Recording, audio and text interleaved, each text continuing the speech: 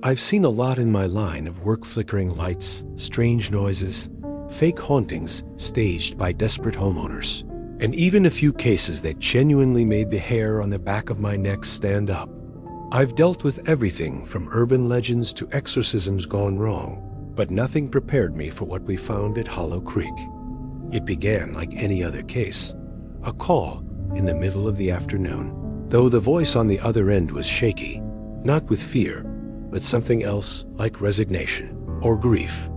The caller identified herself as Evelyn Delaney, an elderly woman from West Virginia, who claimed she needed help uncovering the truth about her grandson, a young filmmaker named Tyler, who had gone missing 3 weeks earlier near the ruins of an old psychiatric hospital, just outside a small town called Ember Falls. At first, I thought she was reaching out to the wrong type of person.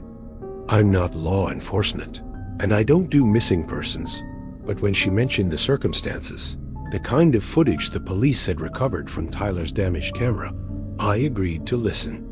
According to her, the cops had written it off as a runaway case. Tyler had been working on a documentary series exploring haunted America and had traveled to Hollow Creek Asylum to film on location.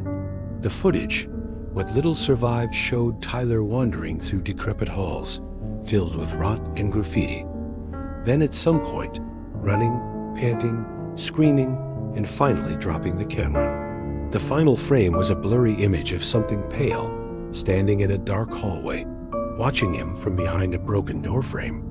Miss Delaney said she believed the police had stopped caring and insisted something evil lived in that asylum, something that took her grandson. She said she could pay not much, but enough to cover expenses, and that she would sign any waiver I needed to allow access to the property. Normally, I would have turned it down. Places like Hollow Creek always come with local legends, satanic panic stories, shadowy pasts that get overblown by ghost hunting teens and urban explorers with flashlights. But the fear in her voice and that one still frame from the camera, which she sent me via email, gave me pause. It wasn't the blur itself, it was the eyes. It didn't reflect light like human or animal eyes. They absorbed it. I couldn't explain it then, but something felt off. I decided to take the case. I've always had this philosophy. Ghosts don't scare me, people do. But when both are involved, that's when things get dangerous. I assembled a small team I'd worked with before. Eli, a tech guy with a background in electrical engineering and a sharp, skeptical mind, he'd built most of our detection equipment and never bought into anything he couldn't explain. Then there was Jake, our cameraman, quiet but reliable, ex-military with nerves of steel. And finally, Raina, a spiritual medium who'd helped us on 3 previous investigations. She wasn't your average crystal and incense type. She was deeply intuitive, had an uncanny ability to sense things before they happened, and had once stopped me from stepping into what would have been a fatal floor collapse on a job in Kentucky.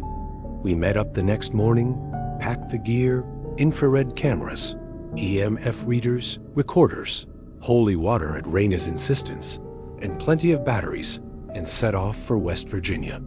The drive to Ember Falls was long, the kind of slow, winding route that makes you feel like the world behind you is falling away. The town itself was barely a Town 1 gas station, a diner, and a church that looked like it hadn't held service since the 80s. We stayed at a local inn run by an old couple who didn't ask questions but warned us not to go out past sundown. The forests don't like strangers, the man said, not smiling. When we asked for directions to Hollow Creek, the woman looked down and muttered something about what was buried should stay buried. Locals and their ghost stories, I thought. We left early the next morning, hiked half a mile through dense woods to reach the site, and there it was, Hollow Creek Asylum, or what was left of it. The structure was crumbling, but still held a skeletal dignity, like a corpse that refused to rot completely. Its front steps were cracked, covered in moss, and the iron gates had been twisted by time and vandalism. Place looks like a set from Silent Hill, Jake muttered, setting up the first camera on a tripod facing the main entrance. Raina stayed quiet, her eyes scanning the tree line behind us. Eli was already inside, mapping the ground level. The asylum had been shut down in the 1970s after a series of scandals: patients disappearing, abuse allegations, and rumors of bizarre experiments conducted in the lower wards by a doctor named Halvorsen, who reportedly vanished without a trace just before the facility was ordered closed. Of course, there were no concrete records, only newspaper clippings and faded photos. We spent the first few hours cataloging the layout. 3 floors above ground, a network of hallways, collapsed stairwells, and graffiti-covered rooms. The place had been picked over by vandals and urban explorers, but some parts, oddly, seemed untouched. One hallway in the east wing was pristine, almost too clean, like it didn't belong in the rest of the ruin. Raina refused to enter it. "Something's wrong in there," she said. "It's too quiet." We camped outside that night. The wind picked up around 11 p.m., and somewhere past midnight, we heard a distant, hollow banging, metal on metal. Eli thought it might be an old pipe shifting with the temperature. Jake thought it was animals. Raina said nothing, just stared at the dark silhouette of the building. I didn't sleep much that night. The air felt too thick, like it was pushing against our tent walls. The second day, we started experiencing odd malfunctions. Eli's MF reader spiked violently near the entrance to the sub-basement, then died completely. Our radios picked up garbled voices. None of us were speaking. In one room labeled Observation 3, Jake captured footage of a chair rocking slowly in the center of the room, though none of us had touched it. Still, I wasn't convinced. Old buildings make weird sounds.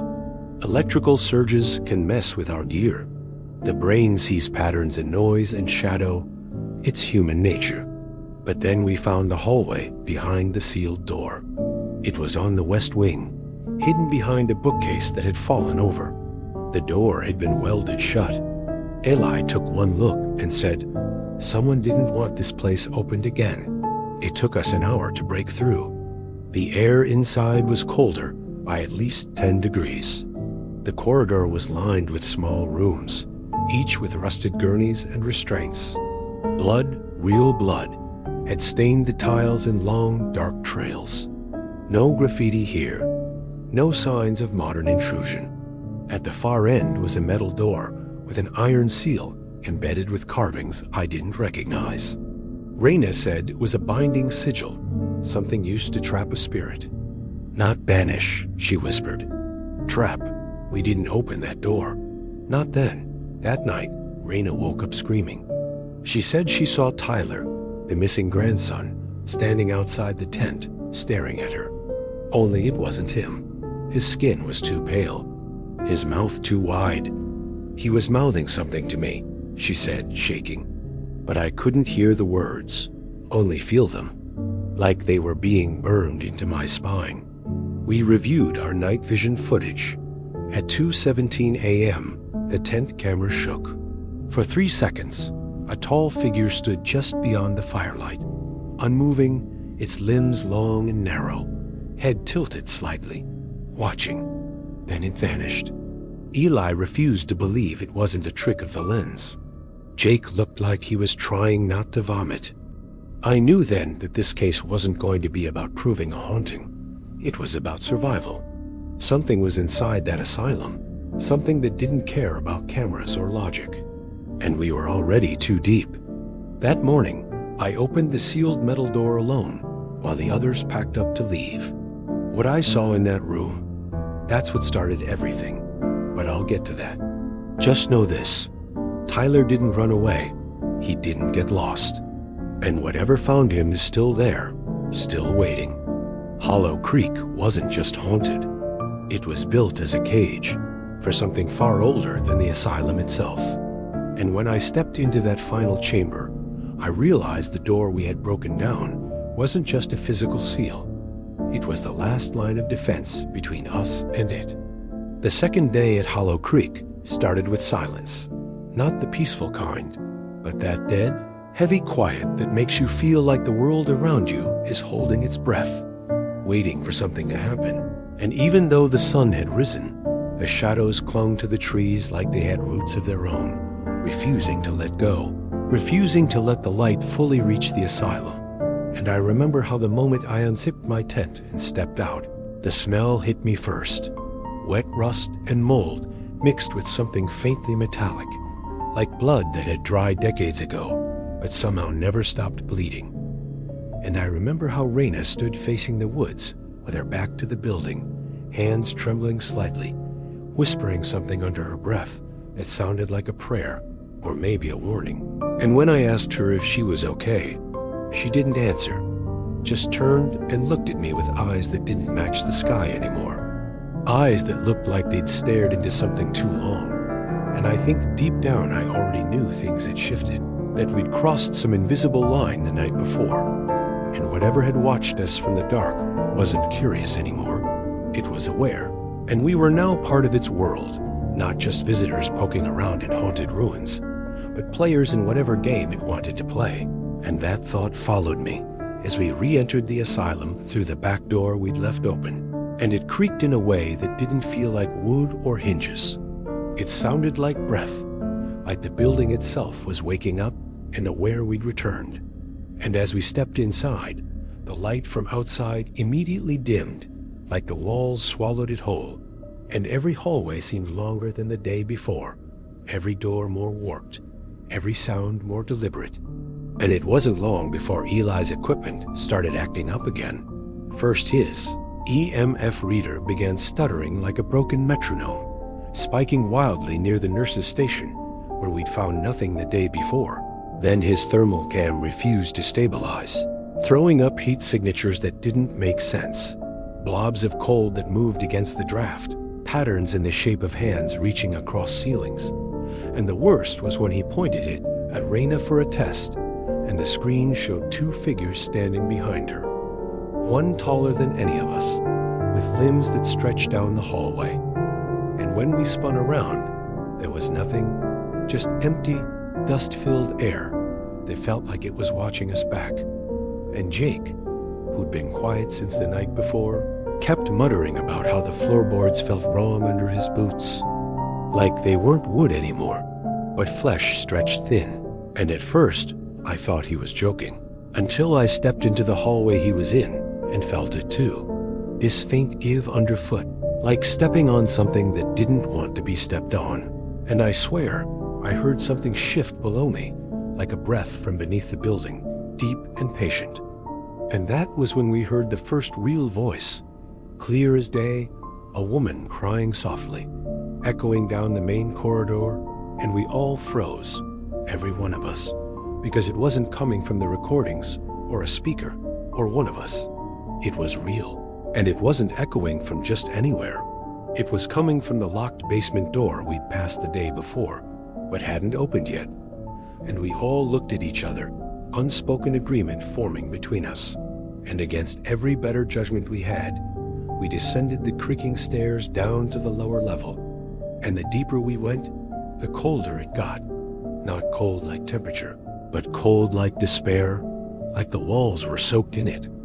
And when we reached the bottom, the smell returned, stronger now, more distinct, like rot and burned hair and sulfur all blended together. And the hallway ahead of us was completely dark, not just unlit, but unnaturally black, like light refused to exist there. And Eli handed me a spare flashlight, but even that beam only reached a few feet before being swallowed by the dark.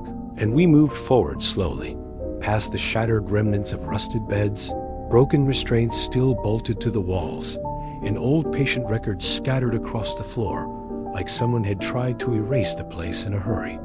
And then we found something we hadn't seen on any blueprint, another door, partially caved in, leading to a room that looked untouched by time, with an operating table in the center, surrounded by glass jars filled with what looked like preserved organs.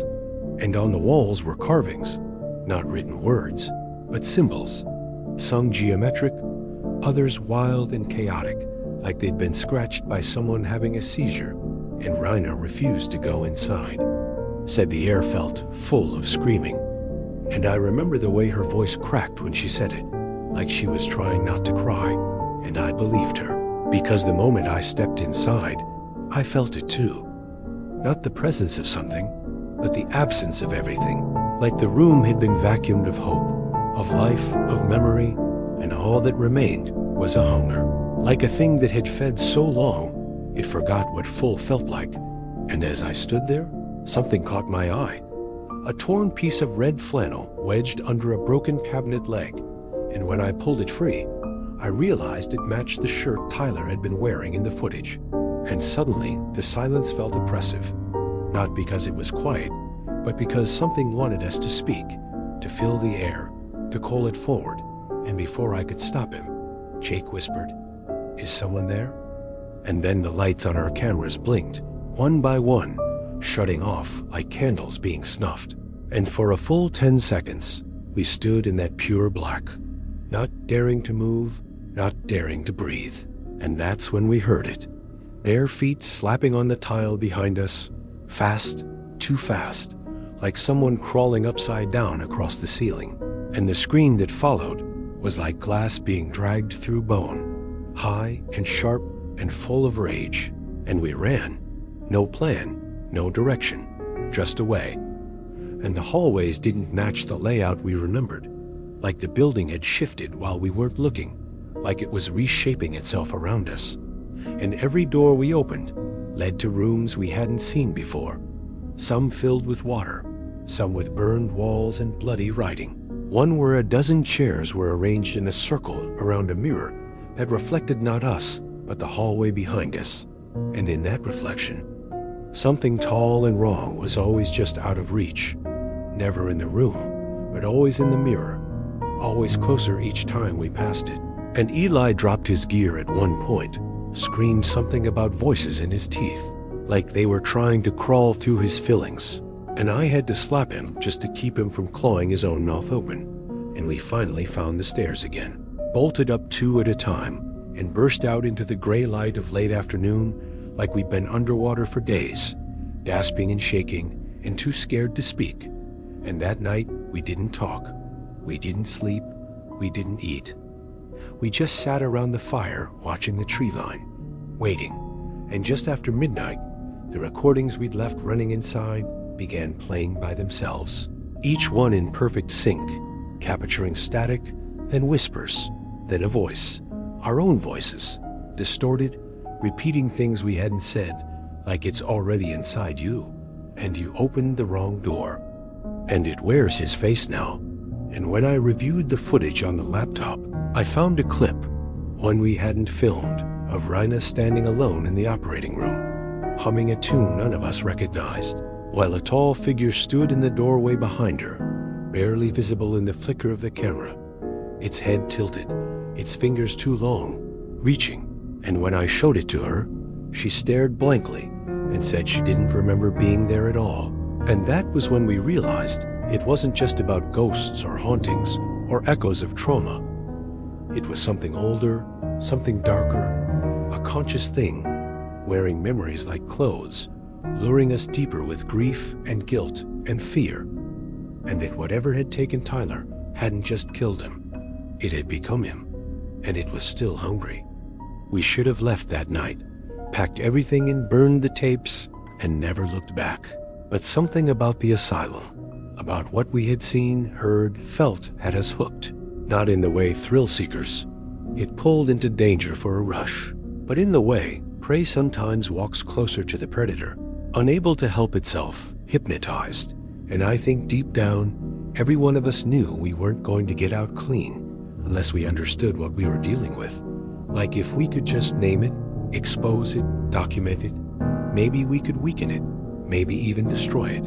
So the next morning, pale and haunted but determined, we went back in, me, Eli, Jake, and Rhina.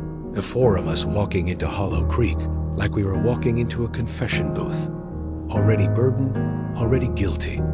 And the place didn't feel abandoned anymore. It felt inhabited, lived in, like something had fully awakened and was now aware of our names, our thoughts, our fears, and the air inside was thick and wet, clinging to our skin like breath. And the moment we crossed the threshold, all the light from outside seemed to vanish, replaced by a dull amber glow that didn't come from any known source, like it was being emitted by the walls themselves. And the hallway leading to the sealed corridor, the one behind the welded door we'd found before, was darker than the rest, the light actively retreating from it, like whatever was behind that door had started leaking out, staining the very air. And Eli, shaking but focused, brought out a crowbar and started wrenching the lock open, while Raina stood with her back to us, eyes closed, chanting softly in a language none of us recognized. And when the final bolt snapped and the door creaked open, what hit us wasn't a gust of air. It was a sensation, like walking through a veil into someone else's nightmare. And the walls inside weren't brick or concrete. They were bone white, veined with something dark that pulsed faintly.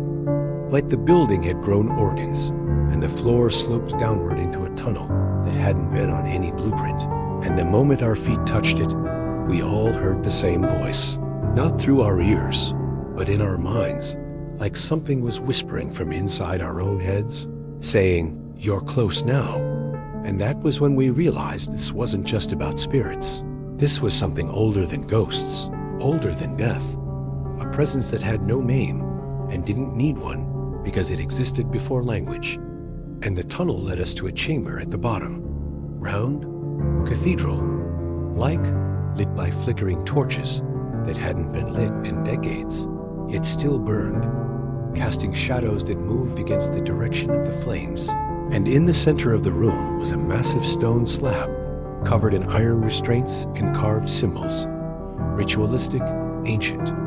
And surrounding it were jars filled with what looked like black, pulsing leeches, each one twitching as we approached, as if reacting to our presence. And that's when Raina fell to her knees and screamed, not from pain, but from some overwhelming flood of emotion. Grief, terror, rage, all at once.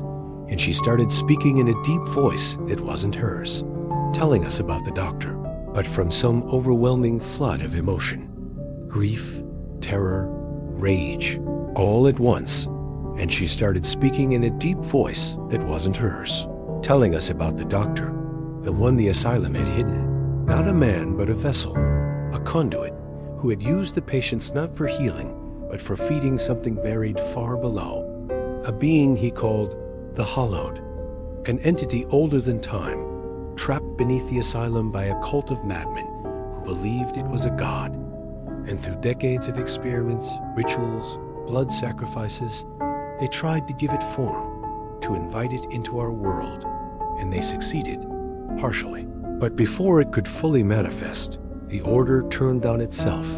Some went mad, some vanished, and the last of them sealed the lower chamber with blood and bone and prayer, using their own bodies as currency to buy time, hoping the world would forget. And it almost did, until the doctor, Halvorsen, broke the seal, thinking he could control it, thinking he could use it, but he became its first vessel, and since then, it's been wearing faces, feeding on emotion, pulling in the sensitive, the curious, the grieving. And that's why Tyler came here, not just to film a haunted asylum, but because he'd been dreaming of this place for months, something calling to him, whispering, promising answers.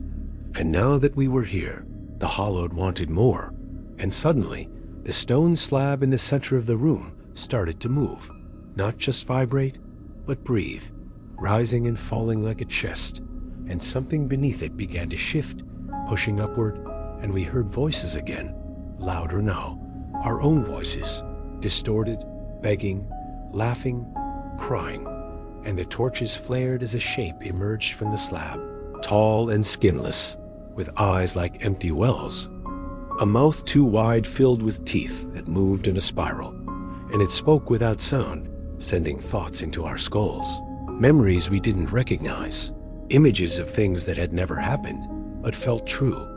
Me as a child, watching my mother drown in a bathtub, Eli being dissected alive by his father, Jake shooting his own reflection, Raina burning at the stake, and we all staggered back, disoriented, our grip on reality slipping, and I realized this thing wasn't trying to scare us. It was trying to replace us, override our minds, make us forget who we were, until we were nothing but empty shells for it to wear. And in that moment, I remembered what Ms. Delaney had said, that her grandson wasn't just missing, he'd been taken. And I looked around and saw Tyler, or what was left of him, standing in the corner, half submerged in the wall, his face slack and smiling, mouthing something silently as the flesh on his arms pulsed in rhythm with the thing on the slab. And Raina screamed again, louder this time, and her voice seemed to crack the air itself. And the torches blew out, plunging us into darkness, and in the chaos, I felt hands, not human hands, grabbing at my neck, my ankles, pulling me toward the center, and I fought, swinging wildly, until Jake yanked me back, and Eli began chanting something he remembered from an old ritual manual we'd studied years ago as a joke. Words meant to cleanse or banish or contain. And whether it was the words, or Raina's continued screaming, or the fire Jake lit using the last of our kerosene, the entity began to recede, collapsing in on itself like it was being pulled down a drain, and the ground beneath us buckled, cracked, and we ran. No thought, just instinct, racing up the tunnel as the floor behind us caved in, swallowing the chamber, the altar, the remnants of whatever the hallowed had become, and we burst into the asylum just as the sun was beginning to rise, the light harsh and alien after what we'd just seen. And outside, the trees looked normal again. The birds were singing. But we weren't the same. Jake's hand was burned, Eli's nose was bleeding, and Raina wasn't speaking anymore, just staring at the asylum with tears rolling down her cheeks. And that night, in the safety of our motel room, we watched the footage, and what we saw confirmed it all. Everything we remembered had happened, but the video captured something more. As we ran from the chamber, a second set of footsteps followed behind us, stopping just at the entrance to the tunnel, and for a brief second, the camera caught it. A silhouette, tall and misshapen, watching us escape, its eyes glowing faintly, like it had let us go on purpose, like it wasn't done yet. And that's when we realized we hadn't sealed anything.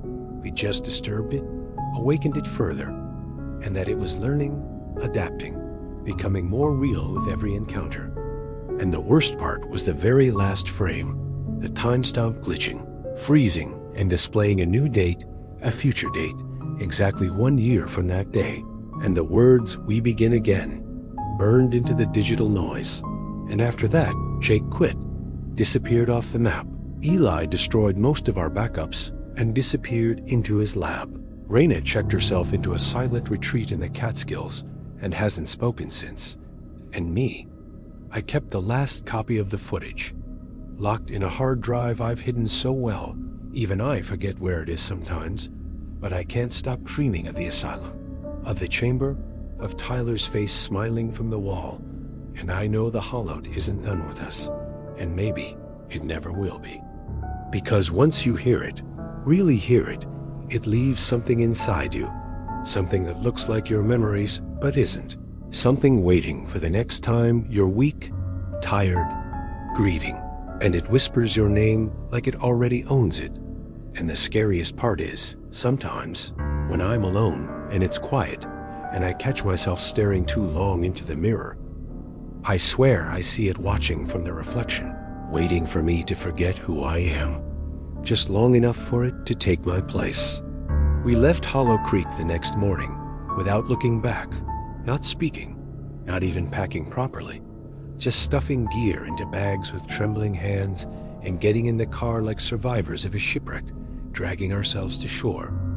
But even as the asylum faded in the rearview mirror, the weight of it didn't lift, the air didn't clear.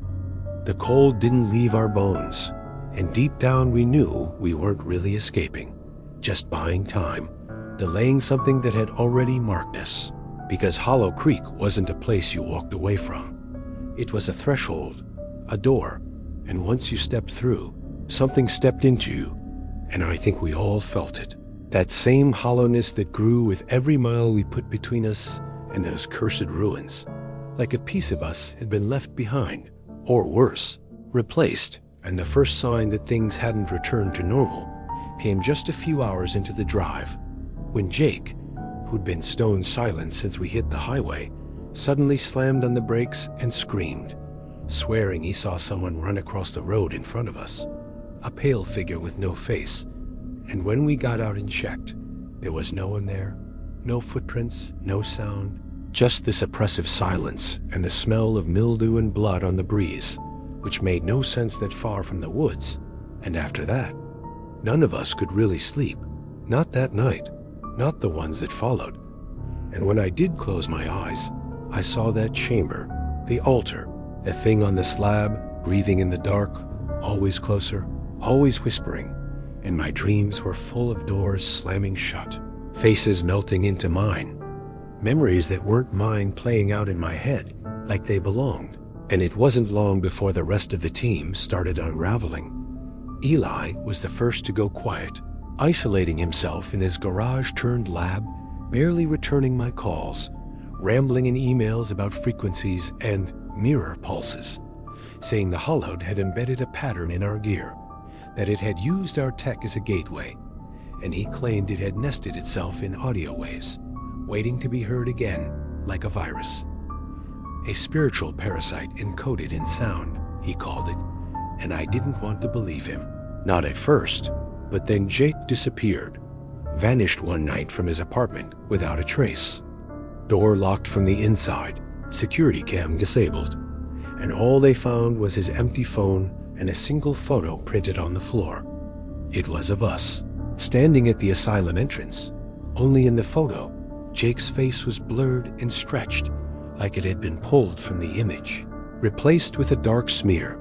And that's when I really started to feel it sinking in. The truth we hadn't wanted to face, that this thing wasn't bound to the asylum anymore. It had followed us, attached itself to us, and it was changing us in ways we couldn't measure, couldn't stop. And then there was Raina, sweet, strong, intuitive Raina, who checked herself into a silent monastery in the Catskills 3 days after we returned, stopped talking altogether, not just silence, but total withdrawal, wouldn't write, wouldn't eat unless prompted. And when I visited, she wouldn't meet my eyes, just handed me a small notebook with 3 words written inside. It's not done, and I swear when I held her hand, just for a second, I felt something twitch under her skin, like a muscle that didn't belong to her. And after that, I stopped trying to pull everyone together. I went home, locked myself in, tried to bury it all under work, old footage, books, research, anything, but nothing helped, because even in the safest rooms, the shadows were different now, deeper, more deliberate. And sometimes I'd wake up and the mirror in my hallway would be fogged over, like someone had stood there breathing on it, even though I lived alone. And sometimes I'd hear tapping from inside my closet, rhythmic, like Morse code I didn't understand. And once, I swear this happened, I picked up my phone to check the time. And for a second, the lock screen showed a photo I didn't remember taking. Me, standing in the asylum's basement hallway, smiling, with something tall and eyeless behind me. And the timestamp read a date 2 months into the future, and the phone crashed right after. Wouldn't turn on for 3 days, and when it did, the image was gone, like it had never existed, but I remember it too clearly, too painfully. And I started to wonder if the Hollowed could control perception, memories, time itself, bending them around its victims like a spider weaving silk. And the more I thought about it, the more convinced I became that it wanted to be remembered, to be witnessed, that every time we watched the footage or shared the story, we were feeding it, strengthening its reach. And that maybe we weren't supposed to solve the case. We were just supposed to bring it back, carry it forward, spread it. And one night, maybe 2 weeks after Jake vanished, I got a letter in the mail, no return address, yellowed and folded like it had been buried somewhere. And inside was a single Polaroid photo. Tyler, the missing grandson, standing in front of Hollow Creek, his eyes blacked out with marker. And on the back, written in smeared ink, were the words, "He's not lost, he's the door." And my hands were shaking so hard, I dropped the photo into the sink, but the ink didn't smear with water, and when I tried to burn it, the flame wouldn't touch it, like the photo rejected destruction. And after that, I started having gaps in time. 10, 15 minutes gone here and there, lost hours I couldn't explain. And once, I woke up at 3 a.m. standing outside my building barefoot, holding my camera and whispering, "I see you," over and over. And that's when I knew it wasn't just trying to scare me anymore. It was trying to rewrite me, bleed into me, and I thought of Tyler again, of how Evelyn Delaney had warned me from the beginning, how she'd said he'd been dreaming of the place before he went, and the way she'd paused when she told me about her family, how Hollow Creek had been her childhood home, that her father was one of the original doctors.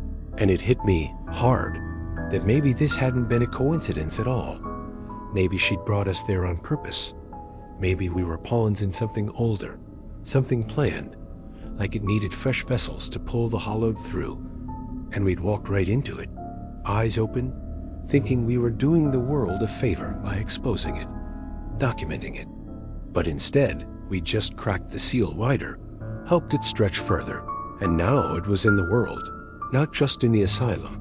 And what scared me most wasn't the entity itself, but how easy it had been, how clever, how patient, like it had been doing this forever, learning through us how to survive in modern times, how to spread digitally, virally, through photos, sound, stories. And that's why I'm writing this now. Not to warn you. I don't think warnings help anymore, but to confess, to leave behind some kind of trail, something you might find and recognize before it's too late, because I've started seeing him now, Tyler, or what wears his face, on the street, in reflections, on subway platforms, always still, always watching. And once I followed him into an alley and found nothing but scratch marks on the brick, spelling out, "Let it in." And sometimes I hear Jake's voice in white noise, saying, "It needs a name." And sometimes I see Raina's face in dreams, lips stitched shut, eyes full of blood, pointing to a crack in the sky, and I know it's coming. I know it's already here, and I know I can't run from it. But maybe I can trap it again. Not with iron or salt or prayers, but with story, with memory, with ritual. So I'm leaving this here for you, whoever you are. And if you're reading this, if any of this rings true, if the name Hollow Creek Asylum feels familiar for reasons you can't explain, leave it alone. Don't go looking, don't research, don't ask. And whatever you do, don't watch the footage, because it's not just video, it's a doorway, a ritual. And once you hear the sound it makes in the dark, once you let that whisper crawl into your skull, it will know you, it will follow you, and it will find a way inside, and you won't know it's happened until it's too late. Until you're watching yourself from the outside, smiling with a mouth that isn't yours, standing in the hallway of a building that no longer exists, welcoming the next person in with open arms, because that's the truth we missed from the beginning. This was never about solving the case. This was about becoming it.